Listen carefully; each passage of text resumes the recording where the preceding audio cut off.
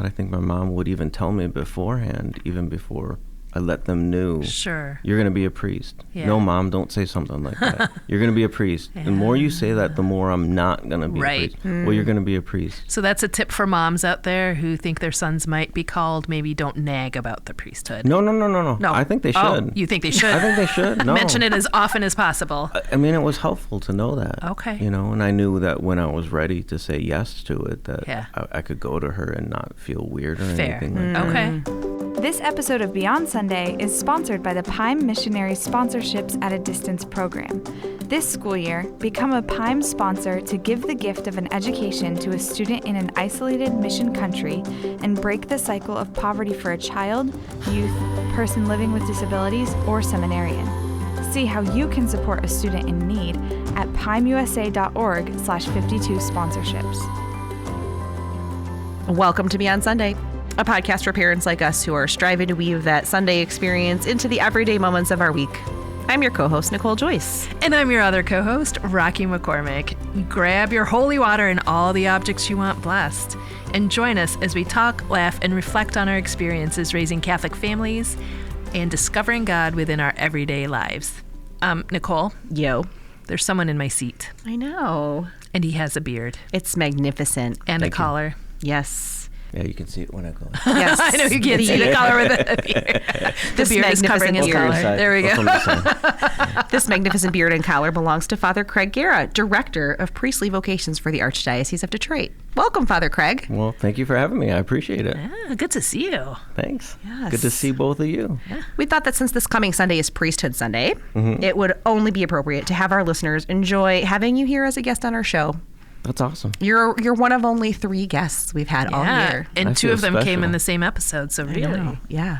Very And they were our husbands, so they couldn't say no. Well, as is tradition, whenever we have a guest on the show, we always start with some rapid fire questions a la Father Steve Polis. Hey, rock on. Who has not been on our podcast. Do you have the music in the background? Like Oh, we Sometimes will. Ron will. Ron might make that happen for us. Ron makes the magic happen. All right, rapid fire questions.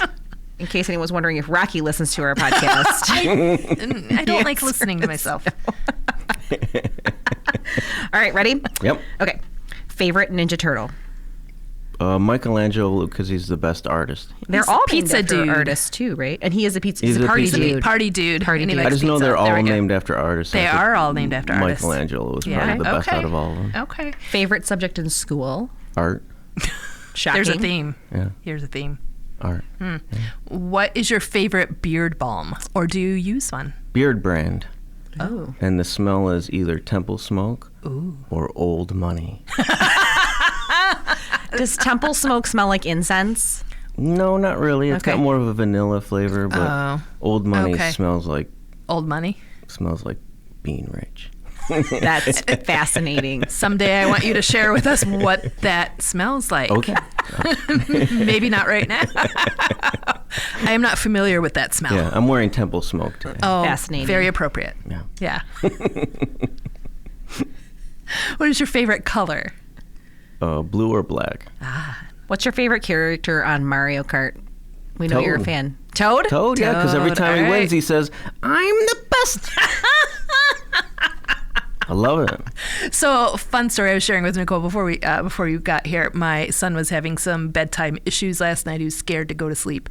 And so he was sitting with me while I was prepping for this. And I was like, okay, let's get your mind off of whatever's bugging you. I want to show you the questions we're asking Father Craig tomorrow. I was like, what are your answers? So his favorite Ninja Turtle is Leonardo. Okay. And he didn't have a favorite subject in school because he's going into 2nd grade. He's like, what's that? And he also does not have a beard yet. But Mario Kart was Baby Mario. He enjoys Baby Mario. But he really got to the part where we talk about how you might want to come over for dinner and play Mario Kart. He was like, really? Yeah. Can we do that? I'm like, you should talk to Aunt Tara. Yeah. Father Craig goes over there all the time. He's like, all the time? I'm like, no, that's a lie. But yeah. Forgot about Baby Mario. He's so cute. He is so cute. Oh, he's I mean, adorable. I like Princess Peach, but whatever. I would Yes. assume that his car is much like Toad if they're the same size. Maybe. I'll be honest, I don't pay attention when they're playing Mario Kart. I'm terrible at Mario Kart. I lose every time. So if the kids just feel like they need an easy win, they're like, Mom, you want to play Mario Kart? That's the only time I get invited to play. But if they want a real challenge, they go up against Dad. Yeah. Because Dad played the original Mario Right. Kart on like Nintendo 64 Yes, or the way it whatever was meant to be played. Yes, yes. Did you see the Mario movie? No, I haven't. Oh, you should watch it. It was it good? cute. Maybe not be Yeah. like Yeah, we did. It got good reviews. Yeah. It's It's on adorable. Peacock now. It's which the adorable. kids saw and they were like, can we watch it? I'm like, you already saw it. My daughter especially loves that Princess Peach is a superhero. Absolutely, Like she saves she's the day. awesome. Yes. Really? She's Very fantastic. exciting to see that. I think she should have her own video You game. should have said spoiler alert. I haven't seen it. Oh, sorry. Well, she should have her own video game. You should know Princess Peach saves the day. You don't know what she's saving them from. I just know the song. The Peaches song? Yeah. Who doesn't know the song? I don't know the song. Peaches, Peaches. You don't remember that? I Oh, it's so don't. good. All right. Clearly, I don't remember theme songs. That was a joke. Rakhi knows all kinds of theme I songs. do. Once we introduce her to the Peaches song, she'll never stop singing it. Okay. I'll break out in other random songs. We do have one more question left.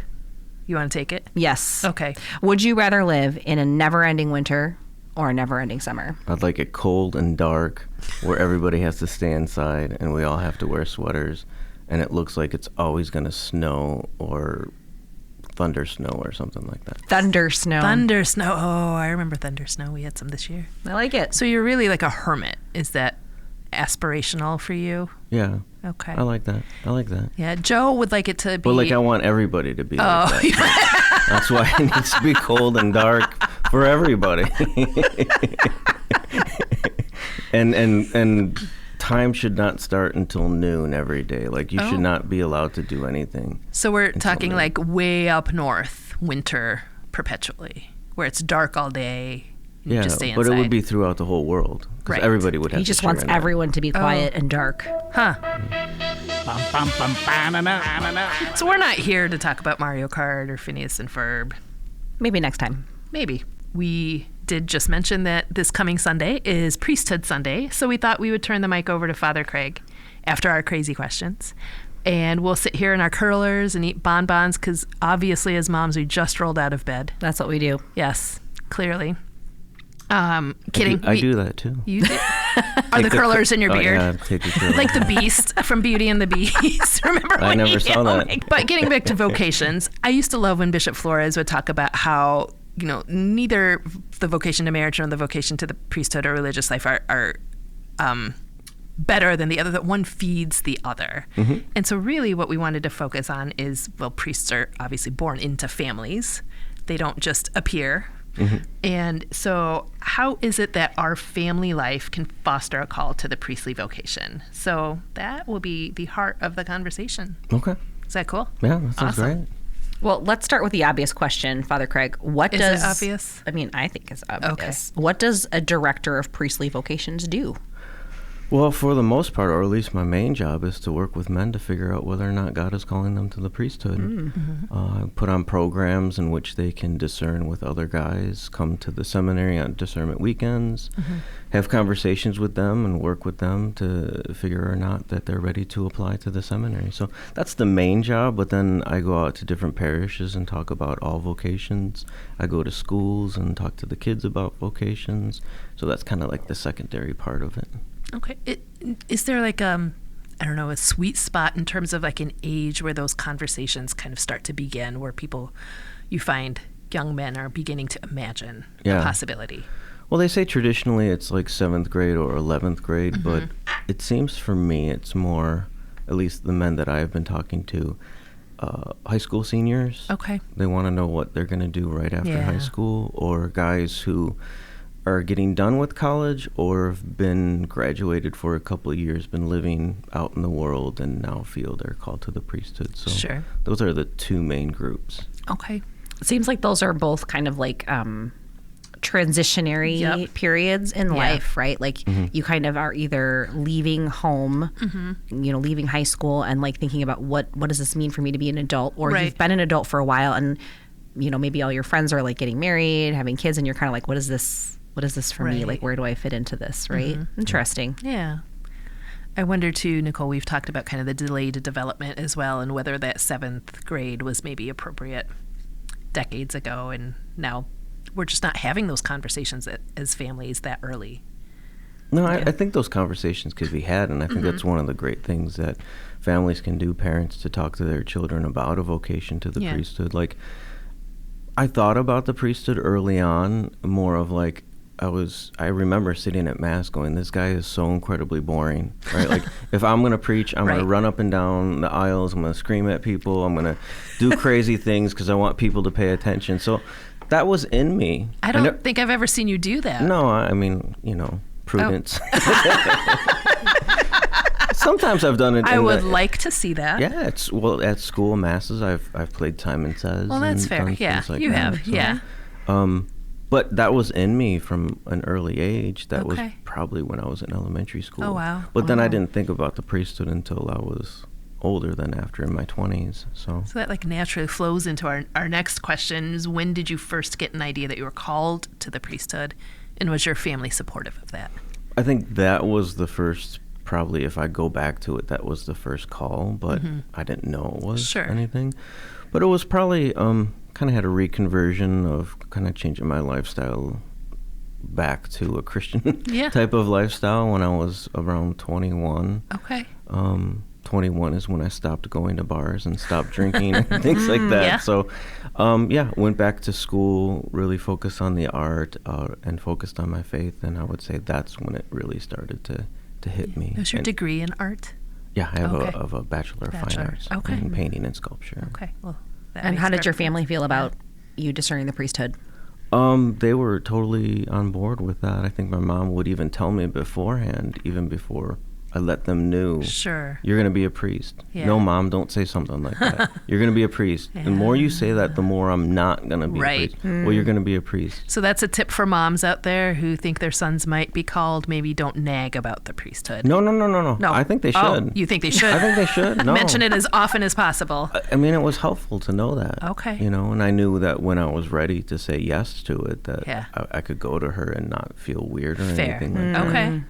But she knew. I think mothers know, and I think a mother's prayer for their children is one of the most powerful prayers on earth. So That's so important, I think, because moms always struggle with like when to say something, when to not say something, Right. when to step in, when not to step in, especially as the kids get older and they, get a little emotional around middle school, high school Or age, irrational. So you never want to say the wrong thing and have You don't want want to to turn them Mom. off, right? You don't want to turn them off to the possibility based on Yeah. what we're doing. Yeah, definitely. Saying. So you're saying that's not a thing. I don't think that's a thing. Okay. Nice. I mean, I think That's good to know. That's really reassuring. yeah, I would have told them that they were crazy anyways. If they wanted, if they would have said, "Hey, you need to go, Anything would have become been- a doctor or right. do accounting," I'm like, no, I don't think so. So it's just the contrarian nature of adolescence. Nice. Fair.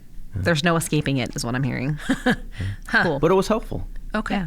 and I had many ladies praying for me. I call them my spiritual mothers. Yeah. And she had a prayer group, and they always prayed for me. I think they prayed for me that, I would come back to the faith and not die. Yeah, I know. And then they were praying Yeah. about, me getting through seminary and becoming a good priest and everything like that. That's beautiful. Yeah, my mom did something really special. I would have never have asked for it, but I got just a regular chalice, and my mom has a lot of nice jewelry. So I was just like, Mom, can I have one of your diamonds to put on my chalice? And she's like, well, I'm going to the prayer group. I'm going to ask all the ladies for jewels to put on your... I'm like, don't do that, please. But she did. Yeah. And so I have like over 35 jewels on my... Wow. Chalice. From the women who prayed for you through all of it. Oh, that's beautiful. That's Yeah, and every time I beautiful. raise that chalice up during Mass, they're being raised up as well. That's beautiful. Yeah. Wow. Oh, that's so special. Oh, So mothers are important. Moms, you're so cool. Yeah. Yeah, you're so important. Wow. Children, listen to this episode, please. Well, you've probably heard from a lot of men discerning priesthood, some who have entered into seminary and are approaching ordination now, and some who have discerned that this isn't their call too. What would or what might a call to the priesthood look like for a man? Like what kind of stories have you heard? When they were younger, they played Mass. Mm-hmm. And I think that's very effective. And, they have kits that you can buy to play Mass. But We've got one at home. Yeah. But I've noticed, people have been creative about it as well. And that's Necco wafers, cool. I hear, make an excellent host. Yeah, there's that. We are an oyster cracker communion family. Okay. My son just hoarded the oplak. Yeah. So nice. Okay. he just uses that. So Mass kits are good. Okay. Mm-hmm. Yeah. Or making your own. Yeah. But praying as a family as well, especially the rosary together is a good thing.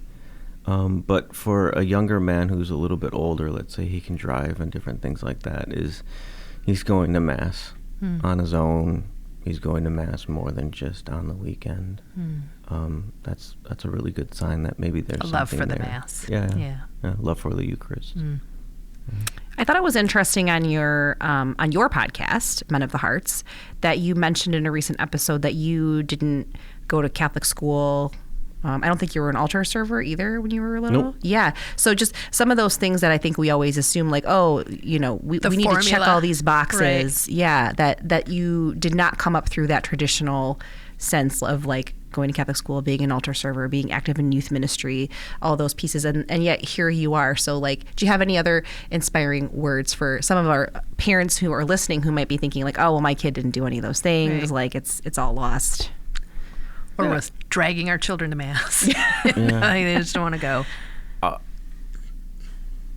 There's no one way to come to the Lord, and there's no one way to come to your vocation. If it is yours, God's going to figure out a way that's going to use you in different ways. So just think out of the box. It doesn't have to be this set way. And if you really look at the data that has come out recently, more kids from religious education, more men from religious education become priests than Catholic schools. Fascinating. Wow. I mean, it's only a 0.1%, but still, right. It's still it's more. Yeah. So. Right. And then, Father, for your job is to work with those that are discerning diocesan priesthood. Correct. Right. And so then there are also calls to different religious orders. How do you have any advice for those who might sense that they have a call, how they would discern whether they're called to diocesan priesthood, or what's the difference between diocesan priesthood and somebody that is joining a religious order? Yeah, for a diocesan priest, you're going to most likely take care of a parish. 98% of us do that unless you have a special job like mine right now, and that's not going to last forever, of course. Religious orders, and it's also to a specific area, so the Archdiocese of Detroit, I will stay in that area for the rest of my life. Religious orders each have a charism about them, and so God's going to use your gifts, your talents, your desires, and use it for His good, and magnify it, actually. So, if you do have a love for teaching, that maybe you want to be a Dominican, or maybe you really have a love of taking care of the poor, and you want to be like Blessed Solanus Casey and join that order, So I would say look on their website, see what their charisms are, and then most of religious orders, just like diocesan priesthood, will have come and see weekends, come be in our order for a couple days and kind of just see what life is like. And, Do you take 11-year-olds for come and see weekends? No. Yeah, well, I'd love to create more stuff for younger men and women when it comes to vocations. And part of the family of parishes structure, the director of families are going to infuse vocations into different aspects of parish life. So hopefully, as the years continue to progress, more and more things will be available for young men and women considering their vocation. Yeah, we are actually working on some stuff right now related to helping parents have small, short chats with their kids, like it can be, a 3-minute conversation in the car or while you're making dinner or something. But even when they're very small, never ignoring a vocation to the priesthood or religious life in your conversation with your kids is so important. We have to stop this ongoing assumed dialogue that when you grow up, you're going to go to college, you're going to get married, you're going to buy a house, you're going to have kids. That can't be the only vision that our kids have for their future. So just those small conversations, what do you want to be when you grow up? What kind of gifts has God given you, and how do you think you might be called to use them? Have you ever asked Jesus about that? Have you ever prayed about it? Just those little, they don't have to be big, long, 20-minute discussions where you lock them, they feel trapped. We had a whole episode of fruitful conversations. Like, they can be short, they can be repeated lots and lots of times. Not trapped in the car on the way home from school where they can't get out. And we were really conscious of that with mine. We have 3 boys, and we were very conscious all as they were growing up. Like, well, you could be a priest, you could be a garbage man, you could be a police officer. And it's always been on the table. And so very often one of them will be like, well, unless I'm a priest, in which case I won't do that. Yeah. Right. Which just becomes part of the everyday conversation. And we've got one where we have to remind him that just because he thinks he was called to the priesthood in the 1st grade doesn't mean that that's necessarily what God is going to do with his life, and that there's no shame in sensing that God is pulling him in a different direction, and then I get told to leave. Okay, conversation over. Yeah. No, but I do think too, like for us, even speaking of our marriage as vocation, to know that we are each called to a vocation, whatever that might be, and to just incorporate the language of vocation, period, to be able to even discern avocation through the lens of charism and gift and vocation. Yeah, beautiful. Do you have any parting words for our parents listening today, Father Craig? Parents, pray over your children. First and foremost, a mother's prayer is such a powerful prayer. So thank you, moms. Continue to pray for your children, but pray over them. Speak the word of blessing over them. I think that's powerful as well. I know one family that doesn't let their kids leave the house without a parent's blessing. So ask for it. I have a child that demands his blessing at bedtime. Hey, that's all my awesome. kids. Will not let me go to bed. He'll be like, you have not given me the blessing. My mom will be like, can I pray over you? I'm like, no, Mom, because it takes forever with my mom. Dad, will you pray over me? And he's like, I don't know what to do. And he like throws his arm down and, Our Father who art in... It's a beautiful prayer, Dad. Did you make that up?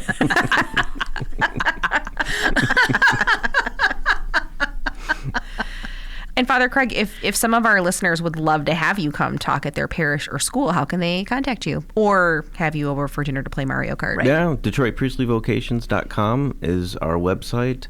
It has a ton of resources on it, from how to raise kids with vocation in mind to I'm thinking about the priesthood, how do I go about discerning. So check it out, and it has all of our information on it as well. And if families were to have you over, what would your favorite meal be? What would my favorite meal be? Just anything that doesn't have beets in it. Oh, you and Tim would no get along beets. so well. Yeah, no beets. I try to sneak beets into Tim's food, and he does not appreciate that. He does not feel that is a gesture of love. Why would you from do his that to that poor man? Beets Tim. taste like dirt, and They're so good no one for should. you. They're so good. Fine. No beets for Father Craig. No beets. Got it. Well, our challenge for you families this week is actually twofold. For parents, consider if you have made the priesthood part of your family conversations about what do you want to be when you grow up. It takes a nanosecond to add that in there as one of the opportunities or one of the options that God might be asking your kids to do. And of course, as a family, to pray for the vocations of each of your children, whatever they might be, that they would really uncover what God is really calling them to do. We don't want men to be priests who have not been asked to be priests either, Absolutely right? not. You want the right fit, and you want them in the right seat. There are so many options available to them even as a priest. Yeah. You want them to be in the right place where God wants them and will use them for his glory. Amen. Yeah, can I just mention to the parents listening here as well, I mean, when you send your son to me and we start talking, my goal is to find the right vocation for the man, not to get him into the seminary. So I never am going to push. I'm never even going to tell a guy that you should be applying. It has to be their choice through discernment and prayer. That's awesome. Absolutely. Yeah. Well, thank you for listening to Beyond Sunday. We hope you've enjoyed this special episode with Father Craig, and that you have thrown out your beets if you intend to invite him over for dinner. You can find more episodes at 52sundays.com/podcast, or subscribe on Spotify, Apple Podcasts, or wherever you get your podcasts. And don't forget, you can reach us at beyondsunday@aod.org. This episode of Beyond Sunday has been sponsored by the Pime Missionaries Sponsorships at a Distance program. This school year, become a Pime sponsor to give the gift of an education to a student in an isolated mission country and break the cycle of poverty for a child, youth, person living with disabilities, or seminarian. See how you can support a student in need at pimeusa.org/52sponsorships.